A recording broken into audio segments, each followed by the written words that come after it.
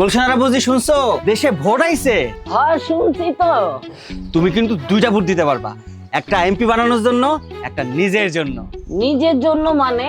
তুমি দেশের নাগরিক, তার মানে তুমি এই দেশের মালিক। গণভোটের মাধ্যমে তুমি ঠিক করতে পারবা ভবিষ্যতের বাংলাদেশ কিভাবে চলবে। হাসিনার মতো একক সিদ্ধান্তে দেশ চলবে না, সবার মতামতে দেশ চলবে। তাই নাকি? দেশের ভবিষ্যতে চালকের আসনে তুমি। গণভোটে হ্যাঁ ভোটে ভোট দিলে এই দেশে স্বৈরতন্ত্রের পরিবর্তে আসবে গণতন্ত্র। তাইলে আমি হাতে ভোট দেব, দেশে গণতন্ত্র আনবো। কাকা কাকা, সুজন যে গ্রাম বইরা মিছিল কইরা ভোটের কথা কইতাছে, ওর উল্টাপাল্টা কথা তো কিছুই বুঝি না। এইটা কি ভোট?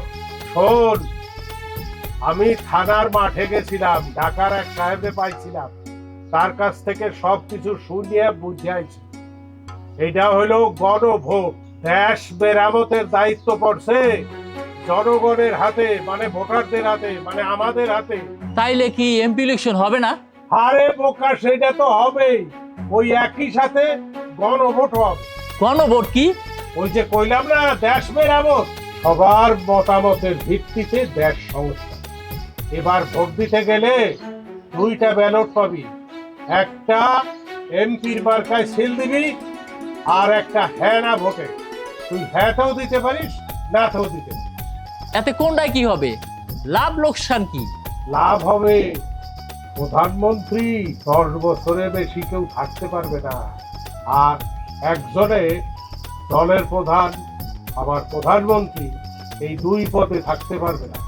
এইটা কি রাজনীতিবিদরা মাইনে নেবে? মানিয়ে নেবে না মানে? তারা তো জুলাই সনদে স্বাক্ষর করছে।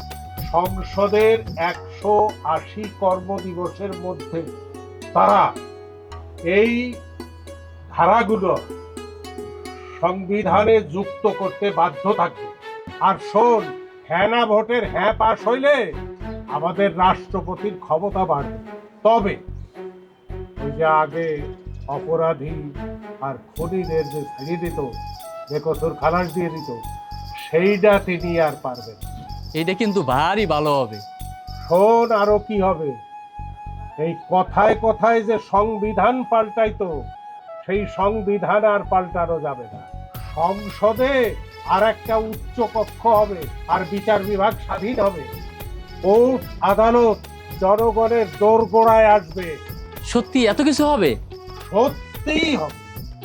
জুলাই সনদ পাশ হইলে এর সব কিছুই হবে।